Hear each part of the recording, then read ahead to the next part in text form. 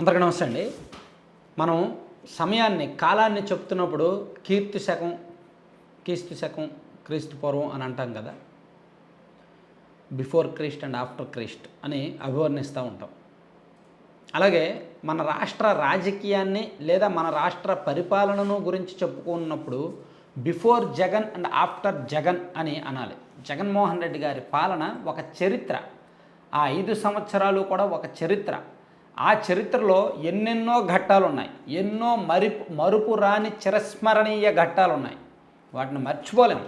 ఎంత మర్చిపోవాలనుకున్నా మర్చిపోలేం. కొన్ని నవ్వించేవి ఉన్నాయి, కొన్ని ఏడిపించేవి ఉన్నాయి, కొన్ని రాష్ట్రానికి ఇటువంటి దరిద్రం అనుకునే ఉన్నాయి, కొన్ని వాళ్ళ దరిద్రానికి వాళ్ళ పార్టీకి శనిపట్టుకున్నవి ఉన్నాయన్నమాట. బహుశా అటువంటి మంత్రులను, అటువంటి ఎంపీలను, అటువంటి పరిపాలనను మళ్ళీ చూడలేము మన రాష్ట్రంలో. ఏమో మేబీ ఆ పార్టీ కొన్ని సంవత్సరాల తర్వాత గెలిస్తే గెలవచ్చేమో గాక. కానీ ఇంత ఎంటర్టైన్మెంట్ కానీ లేదా ఇటువంటి దరిద్రపు మాటలు కానీ మళ్ళీ నెక్స్ట్ మాట్లాడతారని మనమైతే అనుకోలేం. అందుకే జగన్మోహన్ రెడ్డి గారు గత 5 ఏళ్ల పాలన ఖచ్చితంగా చరిత్రే. అసలు ఎవరు వస్తారండి? ఎన్నికల హామీలో సన్నబియ్యం ఇస్తాము అని ఇచ్చారు. సన్నబియ్యం ఎవరో మీడియా ప్రతినిధి సన్నబియ్యం ఇస్తామన్నారు, ఎప్పటి నుంచి ఇస్తారు అని అంటే ఎవడమ్మ మొగుడు చెప్పాడు అని చెప్పి అన్నాడు ఒక మంత్రి. అటువంటి మంత్రి మళ్ళీ వస్తాడా? సాధారణంగా మనకు మంత్రులు అంటే ఏంటి? శిలాఫలకాలు ఆవిష్కరిస్తారు, అభివృద్ధి పనులకు శంకుస్థాపనలు చేస్తారు, లేదా డిపార్ట్మెంట్ మీద రివ్యూ చేస్తారు, లేదా వాళ్ళ డిపార్ట్మెంట్కి సంబంధించి ఫీల్డ్ విజిట్స్కి వెళ్తారు, జిల్లాల వారీగా రివ్యూలు చేస్తారు, కలెక్టర్లతో మాట్లాడతారు, అధికారులతో మాట్లాడతారు. లేదు రాజకీయంగా జిల్లాల్లో పెత్తనాలు చేస్తారు, బదిలీలు చేసుకుంటారు, డబ్బులు తింటారు, అవినీతి చేస్తారు, భూములు దోచుకుంటారు. అక్కడ వరకు ఓకే. సాధారణంగా ప్రతి మంత్రి, ప్రతి రాజకీయ నాయకుడు చేసేది అదే. కానీ వీళ్ళు వైసీపీ వాళ్ళు ఉన్నారు చేశారా గత 5 ఏళ్లలో? నోటి దూల మంత్రులు, పనికిమాలిన మంత్రులు, నోటి దూల. కేవలం ఇప్పటికీ కూడా ఆ మాటలు గుర్తొచ్చిన ప్రతిసారి వాళ్ళు ఓడిపోవడానికి ఇదే కారణం. ఇటువంటి దరిద్రగొట్టు మాట్లాడారు కాబట్టే ఓడిపోయారేమో అనిపిస్తుంది.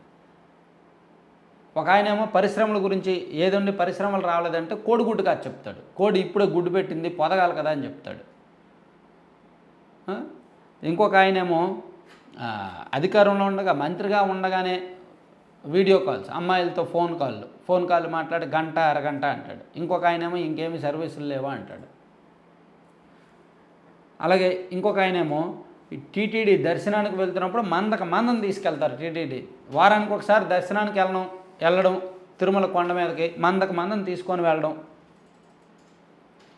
ఇంకొక ఆయనేమో జలవనరుల శాఖ మంత్రిగా ఉంటూ ఇదిగో 6 నెలల్లో పూర్తయిపోద్ది, సంవత్సరంలో పూర్తయిపోద్ది, బుల్లెట్ దిగిందా లేదా అని చెప్పి బుల్లెట్ మంత్రి ఒకడు.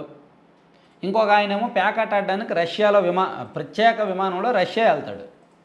వీళ్ళందరూ మన మంత్రులు, గతంలో మంత్రులుగా వెలగబెట్టిన వాళ్ళ ఘనకార్యాలు ఇవన్నీ కూడా. చూసారా ఎన్ని ఘనకార్యాలు? ఇవన్నీ కూడా రాష్ట్రంలో చరిత్రగా నిలిచిపోయే ఘనకార్యాలు. మళ్ళీ అధికారంలోకి వచ్చినా రాకపోయినా ఇటువంటి ఘనకార్యాలు చేస్తారో లేదో తెలియదు. బహుశా భవిష్యత్తులో ఇటువంటి దరిద్రపు ఘనకార్యాలు మనం చూడలేం, వినలేం. అధికారం ఉంది కదా అని చెప్పి ఎంత నోటిదోలు ఉందంటే, ఎంత తప్పులు చేశారంటే ఎవరికి వాళ్ళు వీళ్ళందరినీ మించి సీఎం గారి స్థాయిలో చేయాల్సిన ఆయన చేశాడు. ఆయన స్థానానికి, ఆయన స్థాయికి మా మంత్రులే ఇటువంటి పనులు చేస్తుంటే నేను చేస్తే తప్పే ఉంది అనుకున్నట్టు ఆయన అనుకున్నాడేమో. ఆయన కూడా అంతే. బటన్ల గురించి మాట్లాడడం, పవన్ కళ్యాణ్ గారి పెళ్ళిళ్ళు పెళ్ళాల గురించి మాట్లాడడం, చంద్రబాబు గారి మీద ఏ కేసులు పెట్టాలని టార్గెట్ చేయడం. మాట్లాడితే దత్తపుత్రుడు దుష్ట చతుష్టయం మాట్లాడితే ఇవే మాటలు, ఇంకేం సబ్జెక్ట్ లేనట్టు. బటన్లు నొక్కడానికి వెళ్ళడం, బటన్లు నొక్కడం, ప్యాలెస్లో కూర్చోవడం, ప్యాలెస్లోకి అధికారులందరినీ రప్పించుకొని అక్కడే రివ్యూలు చేయడం, మనం ఇంటికి కాల్ తీసి బయట పెట్టడం. ప్యాలెస్లోనే కాలం గడిచిపోయింది. సో అందుకే ఇప్పుడు పర్మనెంట్గా ప్యాలెస్లో కూర్చోబెట్టారు.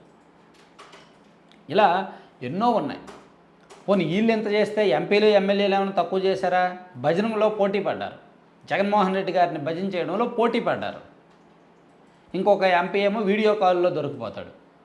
దరిద్రంగా ఎంత సిగ్గులేని జన్మం. వీడియో కాల్ చేసి వీడియోల్లో దొరికిపోయాడు. నిజంగా అలా ఎవరైనా దొరికితే నేను అనుకోవడం అలా ప్రజల్లోకి ఇంక వెళ్ళలేరు. అలా వీడియో కాల్లో దొరికి ఇంకా ప్రజల్లోకి ఏ మొహం పెట్టుకొని వెళ్తారండి? సాధారణంగా వెళ్ళలేరు. కానీ ఆయన వెళ్ళాడంటే ఎంత గట్టిగుండు, ఆ గుండె బతకాలంటారు కదా, గట్టిగుండని అలాంటి వాళ్ళు ఉంటారనమాట. ఇంకొకళ్ళేమో అసెంబ్లీలోనే భజన చేస్తారు. జగన్మోహన్ రెడ్డి గారు నా గుండె జగన్ అని కొట్టుకుంటుంది అని. ఇంకొక ఆయనేమో ఇది తీసుకొచ్చి భజన చేస్తాడు. ఇలా ఎంతమంది ఉన్నారో, ఎన్ని ఘనకార్యాలు ఉన్నాయో, గత 5 సంవత్సరాల పరిపాలనలో ఎన్ని ఘనకార్యాలు వెలగబెట్టారో వీళ్ళు. ఇంత ఘనకార్యాలు మళ్ళీ భవిష్యత్తులో చూడగలమా? మేబీ టీడీపీ వాళ్ళు కూడా కొంతమంది కళాకారులు ఉన్నారు. టీడీపీ వాళ్ళు కూడా ఏం తక్కువ తినలా, కళాకారులు ఉన్నారు. వీళ్ళు వెలగబెడతారు. కాకపోతే ఆ కళాకారుల్లోనే వీళ్ళ కళ ప్రత్యేకం అనమాట. వైసీపీ వాళ్ళు గత 5 ఏళ్ల కళ ఇంకా ప్రత్యేకం. సో అందుకే వీళ్ళని గత పరిపాలనని ఏ ఒక్క పరిపాలనతో పోల్చకూడదు. గత మంత్రుల్ని ఏ ఒక్క మంత్రివర్గంతోనూ పోల్చకూడదు. గత ఎమ్మెల్యేలని, గత ఎంపీలని ఏ ఒక్క వేరే వాళ్ళతో పోల్చకూడదు అనమాట. గత 5 ఏళ్ళు ఒక చరిత్ర అంతే. మన ఆంధ్రప్రదేశ్ రాష్ట్రానికి ఒక అద్భుతమైన చరిత్ర. ఎన్నెన్నో ఘనకార్యాలను మిగిలి వదిలి వెళ్ళిన చరిత్ర. Thank you.